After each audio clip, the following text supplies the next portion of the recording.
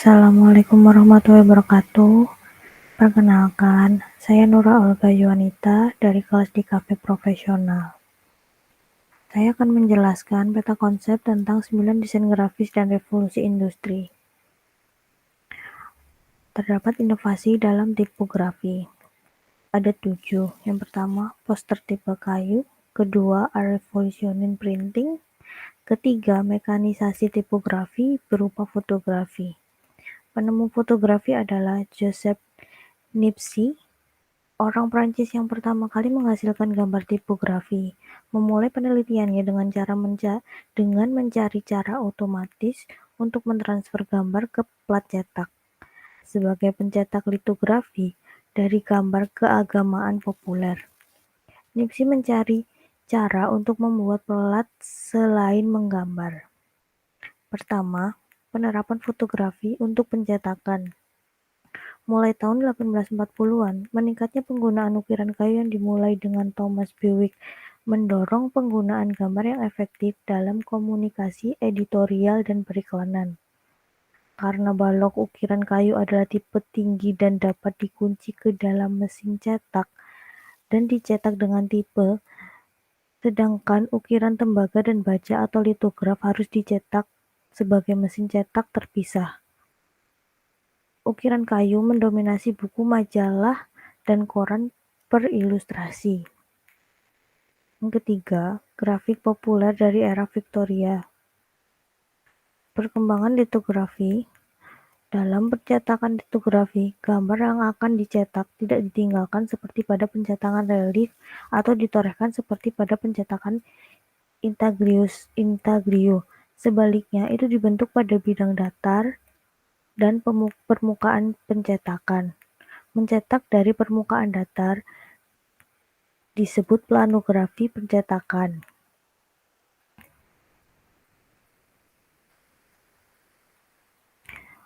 Lalu ada bahasa desain kromatografi. Pertemuan di papan nama, munculnya desain editorial perikanan Amerika, tipografi Victoria. Seiring berkembangnya era Victoria, selera untuk elaborasi hiasan menjadi pengaruh besar pada desain jenis huruf. Jenis-jenis yang dielaborasi pada awal abad ke-19 didasarkan pada bentuk-bentuk huruf dengan struktur tradisional. Bayangan, garis besar, dan hiasan diterapkan dengan mempertahankan struktur huruf klasik. Pada paruh kedua abad ini, kemajuan teknologi industri memungkinkan pengecoran logam untuk mendorong elaborasi, termasuk distorsi fantastis dari bentuk huruf dasar ke tingkat yang ekstrim. Lalu ada Bauhaus dan tipologi baru. Secara desain grafis, Bauhaus berarti rumah konstruksi yang dikenal sebagai gaya internasional. Ini sebenarnya adalah sekolah desain Jerman yang terletak di Weimar, Dessau, dan Berlin. Itu ditutup oleh Nazi pada tahun 1933. Para guru dan siswa pindah ke negara lain. Sesudahnya, Walter Gropius adalah pendiri Bauhaus. Dia adalah seorang arsitek dengan reputasi internasional untuk desain pabrik menggunakan kaca dan baja dengan cara baru. Ini mencari kesatuan baru seni dan teknologi. Bauhaus menerbitkan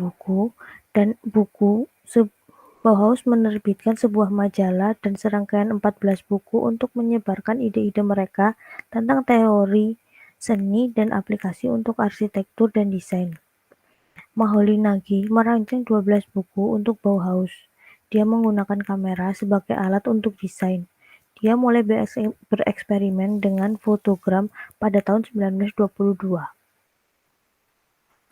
Tipografi baru. Pada tahun 1920-an, ada gairah untuk tipografi baru dan banyak tipografi sans serif baru diciptakan. Eric Gill menentang kategorisasi dalam sejarah desain grafis.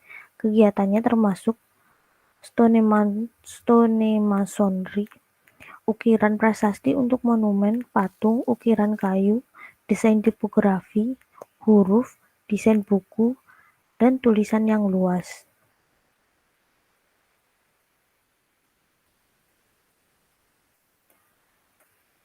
Lalu ada New York School.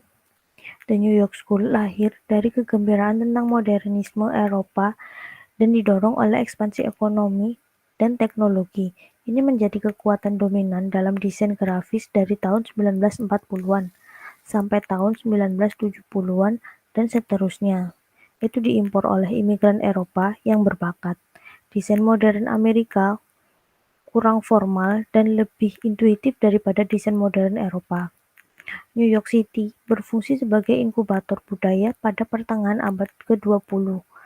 Penekanannya pada ekspansi ide dan presentasi informasi yang terbuka dan langsung.